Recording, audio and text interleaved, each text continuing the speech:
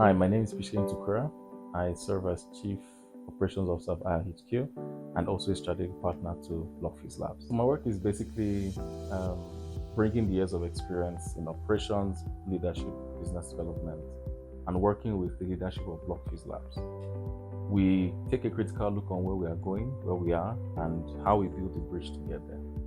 And so I think that for the past 1 year, I've had the opportunity to work with an operations team that is really, really dedicated.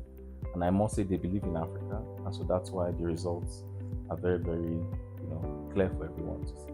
We kind of have built a very strong cadence. And I think it goes beyond just looking at, what is happening right now, but is how can we plan for the future. I have spent and I've touched basically all the parts of operations, from financial to legal to how we're even looking at the welfare of the students, to curriculum. It doesn't just span one area, and I think that's the beauty of how we look at the issues. We try to bring everything into one space, dissect them as quick as possible, and then find scalable ways to do the same thing or do it much, much better than we did before. So it's not just confined to one particular area, like just being in operations or leadership, but I have that breadth of experience to work with the team across all the sectors. One sentence is tough. I've just seen kind of like, and I always put it as raising the Africa's collective consciousness.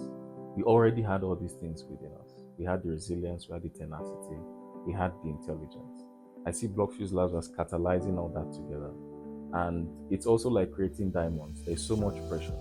So we're like a pressure cooker. If you guys have used a pressure cooker before, So we're making these things come out, and we're using different ways to doing that. So if I'm to sum it up in one sentence, is raising Africa's collective consciousness. And that's something I use, basically connecting that to what we're also doing and what every other partner is doing.